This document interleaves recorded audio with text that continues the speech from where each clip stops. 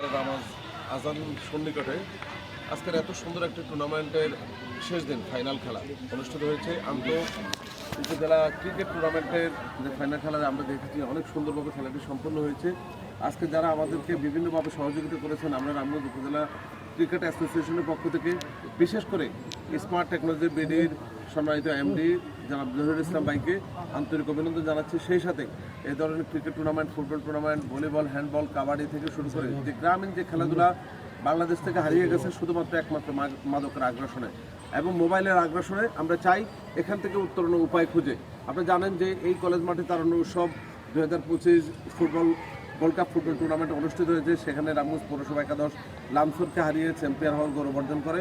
সেই সাথে লক্ষ্মীপুর জেলা প্রশাসক গোল্ড কাপ ফুটবল টুর্নামেন্টের যে ফাইনাল খেলা হয়েছে গত 4 নভেম্বর, আলহামদুলিল্লাহ রামগঞ্জের ইতিহাস বলবো আমি, কেননা লক্ষ্মীপুরে গেলে আমরা কোনো না কোনোভাবে আমাদেরকে হারানো এটা তাদের জন্য ফরজ হয়ে দাঁড়ায়।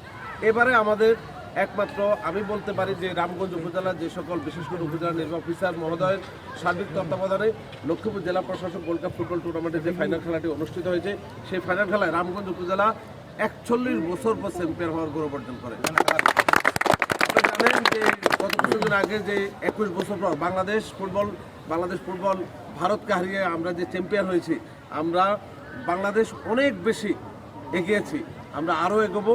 এই রামগঞ্জ সরকারি কলেজ মাঠে আজকে এই সময় আমি ঘোষণা দিতে চাই, উপজেলা প্রশাসন, জেলা প্রশাসন এবং রামগঞ্জ উপজেলা বিএনপি, জামাত, ইসলামী আন্দোলন সহ অন্যান্য দলের নেতৃবৃন্দের সহযোগিতায় আমরা এই কলেজ মাঠে অন্তত চেষ্টা করব ভিউজের জন্য, যদি কোনোভাবে না হয় আমরা ট্যাপ টেনিসে একটি বিশাল আকার টুর্নামেন্ট দেবো ইনশাআল্লাহ। এবং আমরা সফল হব। আজকের অনুষ্ঠানে যিনি আমাদের মাঝে উপস্থিত রয়েছেন রামগঞ্জ সরকারি কলেজের সম্মানিত সহকারী অধ্যাপক, আমাদের প্রিয় ভাজন জনাব ফরিদ ভাই, আমি ওনাকে আসার জন্য, এই খেলাটি দেখার জন্য, আজকের অনুষ্ঠানে উপস্থিত থাকার জন্য আন্তরিক অভিনন্দন। সেই সাথে আয়োজক কমিটির কাছে কৃতজ্ঞতা জানাচ্ছি। এই ধরনের টুর্নামেন্ট, ছোট ছোট টুর্নামেন্ট যেন প্রতিনিয়ত অনুষ্ঠিত হয় এই কলেজ মাঠে রামগঞ্জ উপজেলার আনাচে কানাচে। ধন্যবাদ। আসসালামু আলাইকুম। জ্ঞান দান করে খেলাধুলার মাধ্যমে মানুষের শরীর এবং মনকে প্রফুল্ল রাখে।